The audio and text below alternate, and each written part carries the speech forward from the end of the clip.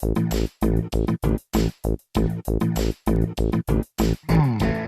feel that in life and in business life, love, compassion, care, support are as important as productivity, profitability, competitiveness, efficiency. Stand by, I'll be right there. Hello and welcome to Minter Dialogue, episode number 367. Today is Sunday the 5th of April 2020, and this interview, while recorded before the pandemic arrived, is a most timely one for those of us operating businesses. My name is Minter Dial and I'm your host for this podcast. And this week's interview is with Dr. Bruno Cignacco, whom I think it's fair to say is a polymath. Bruno is an international business consultant, speaker and business coach. For over 20 years, he has advised and trained hundreds of companies on international trade activities and international marketing. He's also a principal lecturer in marketing and has published several books on business, as well as one on Ho'oponopono, an ancient technique used to solve problems and difficulties. His latest book, published in April 2019, is called The Art of Compassionate Business, Main Principles for the Human-Oriented Enterprise. In this conversation with Bruno, we discuss his body of work, why and how leaders need to have a human-centered approach to building their business. What does it mean to have a compassionate business? How to stimulate creativity and innovation in today's environment, and a whole lot more. I'd love it if you'd consider dropping in a review and rating after the show, and please don't forget to subscribe. Please know that you can send in your comments or questions to nminterdial@gmail.com. Now, on to the interview. Dr. Bruno Cignacco, a man of many talents, many languages, also author of many books, a teacher, a fellow. I wanted to ask you, Bruno, to introduce yourself, and then we're going to talk about some of your books, including, of course, your last one that just came out on compassionate business. Thank you very much for your invite. I feel very honored to be here and also to be interviewed by you. I'm a lecturer, I'm a consultant, and also I'm a writer and researcher. I wrote different books. Some of them are based on topics related to personal development, and other topics that I also research on are business topics. My new book is about social entrepreneurship, means how companies can be, for example, more social focused, more human oriented, and this is probably the most interesting book that I found in my life. One of the things I enjoyed in chatting with you, Bruno, getting to know you a little bit more, and like you talk about the human business, is more the personal side of life. And the fact that you're a rugby player is something we share. You've written a lot of books, as you say, and what was fascinating for me as I looked through them, you go from marketing to international trade to self-help, now this compassionate business. In your mind, Bruno, what is the story that connects them all? Is there some sort of narrative that says, ding, ding, ding, ding, ding, ding, ding, this is why these are all existing? Thank you for this question. It's a very insightful question, and I have to think a little about this. The connection is humanness, humanity. My path through writing start with some topics that are much more traditional, like business topics, and also you can see in any textbook on marketing or management. But then I found that obviously over time, when I was writing other books, there was something that was missing, that was the human side. A lot of comments on books on strategy. For example, there are a lot of comments on tactics, a lot of comments on, for example, how to be much more customer oriented. But what these books were missing, my first book, for example, was the topic of relationship. For example, how to develop better relationship with different stakeholders, or how to, for example, be much more grateful or compassionate or forgiving. So, and I felt that this was an evolution, natural evolution, because I studied also metaphysics in the past and also studied a topic related to personal development. I found that this was a natural evolution. It's a wonderful mix, Bruno, because it's true that, you know, when you're starting off, presumably with your PhD in metaphysics, you were also brought up by people who tended to write about very dry, let's make money, let's be more productivity. And I assume that that's how that went. What was the thing that made you push towards humanity more? Because, I can see how textbooks are not going to be talking about so much compassion back 20 years ago. But was there an event or something that made you click into this new space? Thank you for this question.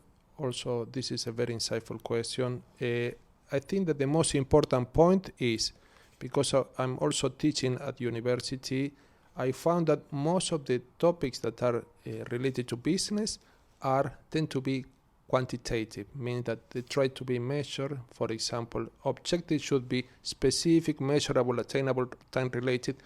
But what we see in life and in business life is that most of the most important things are non-quantitative, means qualitative, means, for example, camaraderie, companionship, loyalty. This is not measurable. You cannot measure this. And for example, goodwill cannot be measured.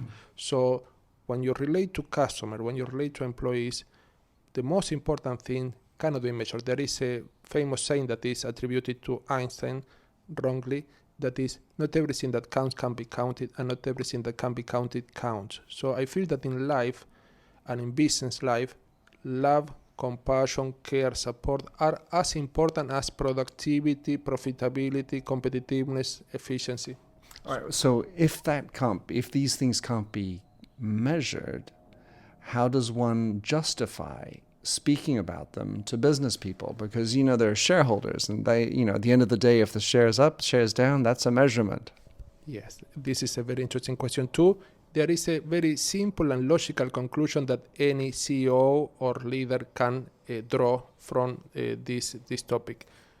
We have to understand that business is about relationships. So when companies focus too much on this key performance indicator, and they try to achieve this objective of productivity, efficiency, they forget that these indicators are always the natural result of interaction between the company and its internal stakeholders, for example, employees, management, and its external stakeholders, for example, suppliers, customer, competitors, community. So if we focus too much on these indicators and we dismiss stakeholders that are the one contributing to the development of these indicators, we are placing our focus in the wrong way. So we have to focus more on building up relationships, strengthening these relationships, and over time, these indicators will naturally, obviously, will be achieved. Why? Because these indicators are always the result of interaction between the company and its stakeholders. So you cannot achieve success in business on your own. You are interconnected to suppliers, employees, community, and so on. If you don't treat them well, they won't contribute to your company's objective. So you should always look for win-win agreements or long-term relationships that are mutually beneficial. To summarize in a very simple point, relationships are the raw material of any business activity. If you don't care for this raw material, between quoting marks, the business activity won't prosper because you have always to rely on relationship. All right, so that sounds very much in line with the letter that was written at the end of 2019 by the 181 CEOs, mostly American, who said that all stakeholders are important, not just the shareholder. Others have quickly jumped on and said, well, that's just marketing. They're just pandering to the new generations who feel that they're left out. Does the stock market believe what you're saying? And if you were talking to a hard-nosed, rational, numbers-oriented kind of guy, typically a guy, what would you be explaining to them to make them change their minds, specifically either the stock market that's so short-term oriented, or these hard-nosed numbers, blue, rational, cold, calculating individuals who are running so many companies today? Yes, this is a very interesting question too. So what I have to say is that you don't have to believe me what I'm saying. You have to test this in practice. The best way to do this is to put yourself in the place of others. For example, imagine that you are the customer and you're not treated in a good way by a company. Will you go back to this company? Will you recommend this company online? Hell no. Of course not. So you will live for what we call negative word of mouth, negative publicity online. So everyone wants to be treated as a human being, as a legitimate human being with needs that should be satisfied. So when you are relating to other stakeholders, for example, customers, suppliers, employees, you have to respect them and support them because they will be contributing to your company. And also the stock exchange market, also generally, I'm also investing on some assets, and what we can see is based on expectation. This is what is going on, what might go in the future, what might go on in the future, but in practice we have to focus on the now. How are we developing this relationship? How are we contributing to this relationship? Are we supporting this customer? Are we supporting this employee? Are we making them feel much more realized, self-realized? So if not, we are placing the focus in the wrong way. And what is important is that the only relationship that succeed in businesses in life are the ones that where both parties are fully satisfied. If you sell customer good and you get a lot of profit, high profit, and customer feel ripped off, this is a win-lose. You will win, customer will lose, but this relationship will end because customer will switch from your company to competitor. But also, you won't only lose this customer, you will lose this customer and other potential customer that could have been recommended by this customer.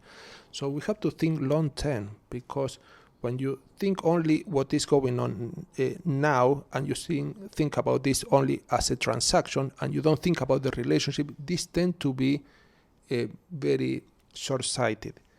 Try to develop as a company, as a leader, as a CEO, long-term relationship with others, because your business will respond positively because it's built up of all these relationships. So it's made up of all these relationships. And also try to be yourself in the place of others, how you will feel if you are an employee and you are made overwork for weeks without recognition. Will you feel very well appreciated? Not at all. So you shouldn't be, so this is the golden rule too. You shouldn't be treating others as you don't want to be treated. But this is that tend to be so intuitive and also supported by many philosophical school of thought. In practice, it's not applicable because they are thinking only about the main objective, the bottom line, and we have to look for the triple bottom line. Getting profits means being profitable. This is important for survival and thriving, but also being caring with people and being caring with the planet. Right, the famous triple bottom line. So you wrote The Art of Compassionate Business, Main Principles for the Human-Oriented Enterprise, which was published in 2019 by an imprint of Routledge Group. The case for compassion, because you use compassionate, how did you decide that the word compassionate, because there are other words, you could have had sympathetic, you could have had empathetic, you could have had nice. You chose compassionate. Give me the business case for compassion. Yes, compassion is a word that tends to be much more accepted. My original word to be used in the title was love, but so was probably a stronger word. But compassion is a byproduct of love, alongside, for example, care, support, empathy.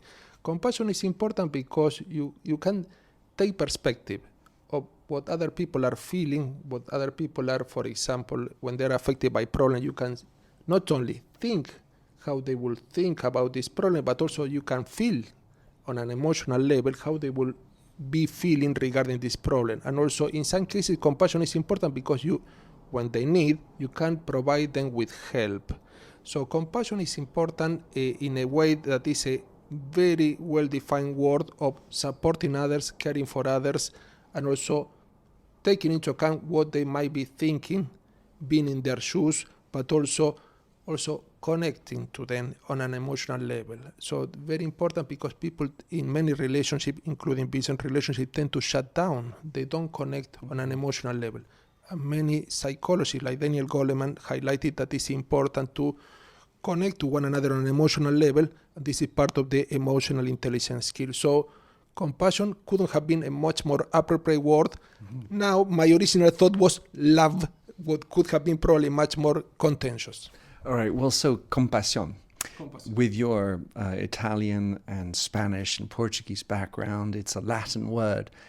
Does that flavor the way you look at the word. You know, for us Anglo-Saxons, we look at it, we've adopted the word, as we were talking about before. Words are just on a paper. Each person, attributes different meanings and values to them. Compasión. How does that, or compartir is the word that I was thinking about, to share in Spanish. Okay. How does that change the way you viewed it with your Latin background? Okay. Well, because Latin rooted communities tend to be much more, obviously, less individualistic and tend to be much more focused on building up relationship. Obviously, the community that are much more based on Anglo-Saxon background tend to be, according to many studies, much more individualistic. But this can be applied to any community and any cultural environment, not only in a country, but also within a company. What showed me all this research, is that there are two main ways to relate to people. One that is based on love, that is love from the wider perspective, not romantic love, but love that includes care, support, acknowledgement, respect, and so on. This is expansive. You can connect, you can help one another.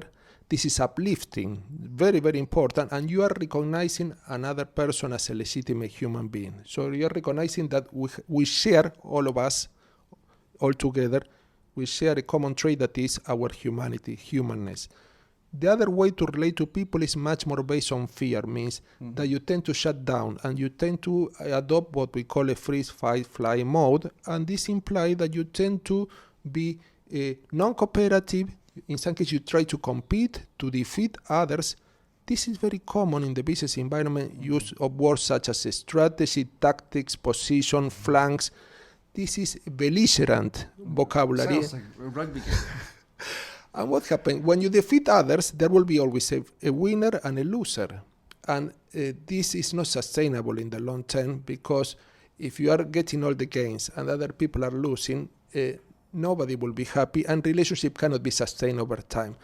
The best way to cooperate is to focus on others, recognize their needs, try to satisfy in the best way, and these people will tend to reciprocate. There is a principle of reciprocity that people tend to give back when you are genuine, when you are authentic, when you try to support them without second intentions. So tell us about, in the art of compassionate business, what are some of the principles? Because if you're trying to bring this idea of compassionate business into a business, I have to believe that the leader has to believe. Yeah. If the leader is not on the same page, then it's a no-go. You might have as many apostles as you think underneath who believe, but if the top doesn't go, then nothing happens. What are the principles that make or can help inscribe compassion into business? Very important question. Thank you very much. Some principle and some simple tips that not only leaders, I believe that this can go top, bottom, or bottom, top. Leaders and also employees are gratefulness, gratitude. Try to appreciate the work of others. You need others for the company to succeed. Appreciation doesn't mean paying a bonus for their contribution. It means, for example, a handwritten note, a thank you note, and acknowledging them publicly when possible, having some event to celebrate achievements and cooperation from different employees. So this could be a very important principle, gratefulness. Another important point is generosity. Many companies always try to get more profit, get more sale, get more customer, get more market share, always obtaining. And we see that in the universe, everything tends to be in a state of balance. It's an inflow, outflow. The breathing is inflow, in breathing, out breathing. So, and also this is in life and business activity. If you focus so much on obtaining, getting, and you don't give anything, only you give to greenwash or to clean your image, for example, like some type of corporate social responsibility activities, you tend to be in a state of imbalance. So the best way to give is, for example, employees might need support. You can, for example, give additional training. You can give an ear, for example, when they have personal problems with the family. They shouldn't be talking only about business in companies. There could be some problem, for example, divorce or illnesses. Well, the employee should be supported or should be given a space to convey their fears, their challenges, and also not being judged, but also giving some important resources for employee to be carrying out their activities. And I see some companies that don't have the minimal resources for them to be, and also giving them the power to decide, what we call delegating. So some employees are micromanaged. Why? Because the CEOs or managers are fearful of employees making mistakes. They're not children. They're trying to contribute in the best way. Can you give them the power to make the decision? And also giving implies giving thanks. Most of the important things that are given are intangible means. We're not talking about payment, or we're not talking about material things. Could be giving thanks, giving appreciation, giving recognition. So these things will be important. So we're talking about gratitude, we're talking about generosity, we're talking about also authentic conversation. Most of the business conversation are a means to an end. So we will talk in this meeting about the objective to be achieved at the end of the year. What about the person itself? Why don't we make every conversation focus on the person as an end, not as a means to an end? This is very important, because if you only focus on the business side of this person, mean the role and the function, you are dismissing emotional aspect, spiritual aspect, physical aspect, that intellectual aspect that are as important as the business aspect. Mm-hmm. So these are 3 tips that I can give the listener to follow on, and this is a good start. Some companies might want to change everything overnight, but you should start with a small gestures. Means, for example, 5 minutes conversation with different employees to know what are their fears, their expectations, what are their plans for the future. This could help a lot, because employees feel in a state of what we call psychological safety. I mean, they feel at ease. They don't feel like a threatened. The employees want to contribute, in most cases, very willingly. But in practice, they feel in some cases that they're pressurized. They make them overwork. They feel stressed. And this doesn't allow them to give their best. And it doesn't enhance their skill. In some cases, employees are also making, working in a repetitive way with the same task, and this is also demotivating employees. So I hear you, of course, Bruno, and I subscribe to everything you said. Yet there's always a but. Yeah. When you're dealing with businesses today, I mean, business people who are listening to this will say, but it's nice, but I don't have time to listen to someone moan on about some little problem they've had at home, some emotional catastrophe that they've had. I'm not here a psychologist. There's a wall between professional and personal. If they want to go see a psychologist, they can hire a therapist. At work, we're here to please the shareholder. We've got to get the results. So it seems like you could open a Pandora's box of having everybody talk about their emotional situations and listening to everything. How do you contour that? Because there's a tension between profit, people, and planet, and the tension is drawn by profit, which is the final conclusion of whether you can survive or not. Yes, this is a very good question too. So we have to understand that the profit don't come from the sky, they don't come from a river, from the sea. The profit always comes from people. So most companies get the profit from their sales. They get the profit from relating to customer. Supposing that we are treating customer and employee, that are obviously the interface between the company and customer, in the wrong way, we are treating them negatively, this will affect the sales. So this means that you are not taking into account the source of sales in the best way, in the business way, and you are focusing only on the objective in an abstract way. Profit always comes from people. So the profit are generated from people. So this means that customer buy from your company will contribute to company sales, and this will obviously will be part of profits. Now, in practice, employees should be treated in the best way, in a way that could be recognized, that should be appreciated, because employees need to be feeling part of this company, need to feel that they are contributing to this company. But also we can say this is only being like a bit emotionally based. Well, employees will have emotion even when you don't recognize them. So if you don't recognize an employee's emotion, they will be suppressing or repressing, and this will be affecting productivity. This will be affecting efficiency. This will be affecting effectiveness. You cannot leave the emotional side, the spiritual side, the physical side of employees at home and only ask them to bring their work side, because we are human beings and we are holistic. This implies different parts that are interacting with one another. This means that we have emotional parts that are interacting with intellectual parts, with physical part, a spiritual part, and if you only consider a fragment of the person, means this is a role and we want only this employee to perform their activity, you are forgetting that before the role this was a person, and is still a person, is a human being. So you cannot compartmentalize, means that getting into compartment, you say, no, only bring me one part of you, this part is the only one that is useful, and leave all the rest of you, it like it sounds a bit funny, the rest of you leave this at home. We don't want any problem.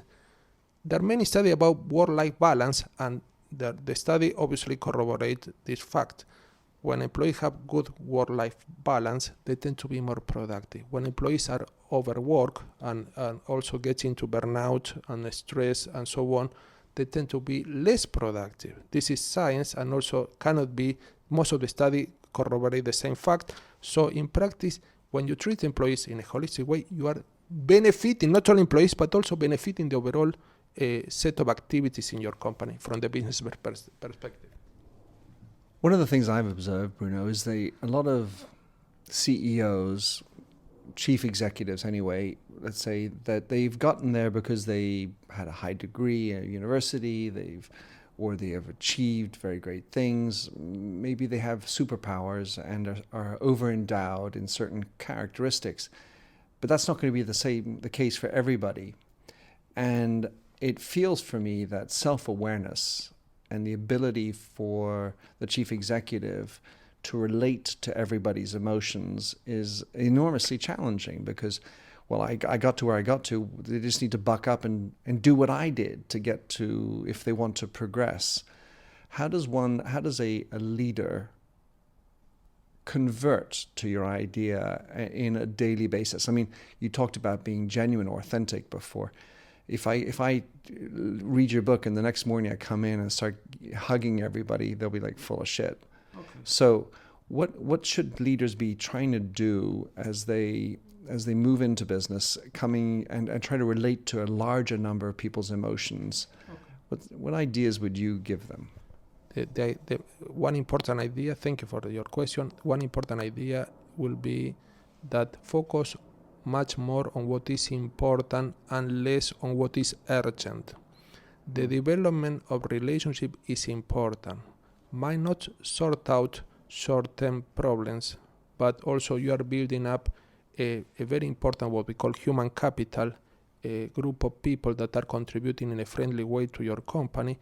And this is so important because you are so focused on the short term, what we call short-termism, you are dismissing what is the most important factor in any business success, that is relationship, human resources. I don't like the word human resources. So focus much more on what is important. Steve Covey said that you have a very important set of activities that are urgent, that you have to deal with this, but also at the same time you have to deal with what is important. For example, training people to enhance their skill might not be urgent, but it's important for them to feel realized, to enhance their strengths, capability. Paying the bills is urgent, but also we can also create a balance between what is urgent and also what is important. For example, having conversations that are non-business ones with different employees to know if they have any frustration, any feeling that was not acknowledged. And even feeling, we have to bring feelings in the workplace and in business, because I'm not the first one to talk about this. There are many books about emotional intelligence at work, in the workplace, and so we have to bring the full human being at work and not only focus on what is short-term oriented. So all relationships, from my perspective, that are willing to, obviously, to sustain are the ones that are beyond the short term. We don't want transactional relationship. We don't want one-off interaction. We want a continuous series of interaction with employees, but also with customer. What is loyalty? Loyalty is the customer coming once and again. If the customer is not loyal, this will be only short-term oriented. We want to build with customer, but also with employees, with the community, long-term relationship. To do this, we have to balance what is urgent, means paying the bills, like putting off fires, but also what is important, building up relationship and so on. So, Bruno, in listening, it makes me think of the difference between a date, a one-time date, and la familia. Because family is messy, it's complicated, it's long-term. So I tend to make a little parallel between the relationship between you and employees. You go in, day out. The customer is more like a date. Of course, you have loyal customers where you can build up a relationship, but it's more ad hoc. You have specific moments when the customer's coming to you, but every day the employee's coming in. How do you distinguish then between what's important and what's urgent? And specifically how, with regard to employees, how do you allow for the time to have these important conversations? Because it seems like we're always running up against the clock. Yes, very important. So what we have to understand that every person, every human being, including employees, have needs. Employees have needs not only to get a good salary and also a safe place to work, but also they have other needs, for example, that are not so obvious, like recognition, independence regarding their decision. So any CEO or manager should ask themselves this question: am I recognizing the most important needs of these employees beyond the economic aspects?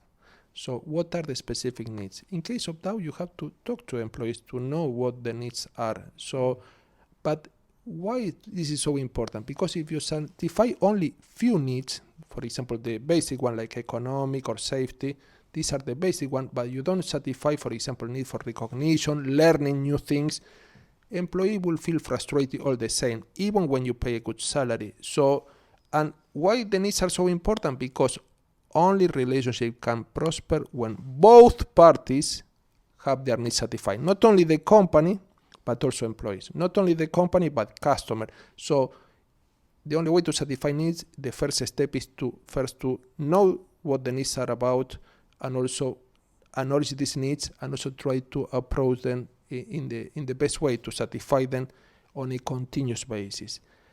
And this creates reciprocity, because when employees feel that they are recognized, they are not made overwork, they are not feeling stressed, they are not micromanaged, they have some independence, and also they are caring for their family life, not only work life, employees tend to cooperate. We need cooperation. You cannot force cooperation. You cannot go with a gun and tell employees to cooperate. But when employees feel recognized and feel supported as a human being, they tend to willingly cooperate, go the extra mile. They tend to contribute to this company in a loving way, because they want to support the company. They feel indebted, means that they feel they in a way that they want to give back to this company, because they feel very well appreciated.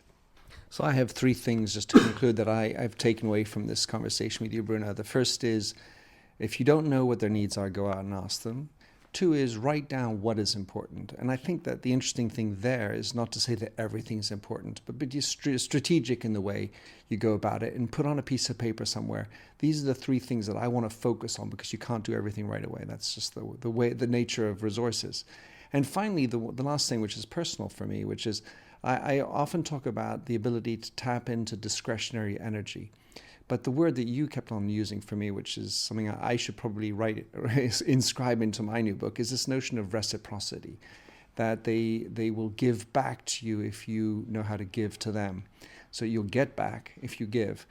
Bruno, how can someone get your new book on the compassionate business, entitled The Art of Compassionate Business, Main Principles of the Human-Oriented Enterprise, and of course connect with you or follow what you're up to? Thank you very much for this question. First off, I want to be very appreciative for having invited me to this interview. I really appreciate your podcast, and I recommend and endorse your podcast.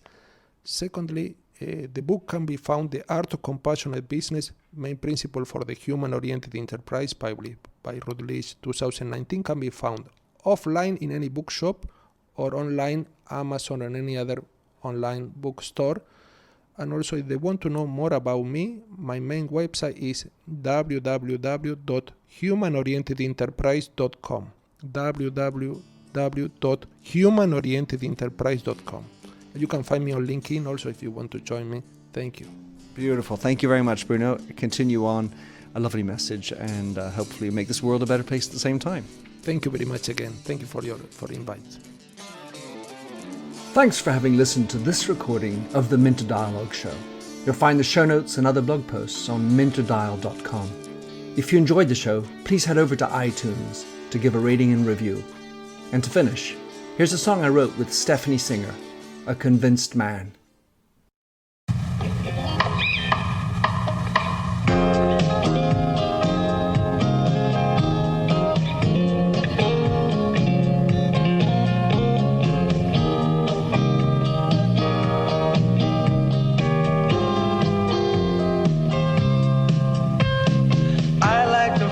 A stranger tucked around me, precipitating the danger.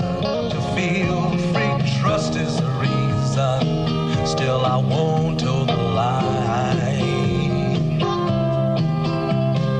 I sit here passively, hope for your respect, anticipating the thrill of your intellect. Maybe I tell myself there's no use in me lying. I'm a convinced man, building an urge. I'm a convinced man, to live and die submerged. A convinced man, in the arms of a woman. I'm a convinced man, challenge my fate. I'm a convinced man, competition's innate. A convinced man, in the arms of a woman. Despise revenges and struggle to see. Live for the challenge so life's not incomplete. What's wrong with challenge? I know soon we all die. I like the feel of a stranger tucked around me, precipitating the danger. To feel free, trust in my reason, and let me show you why.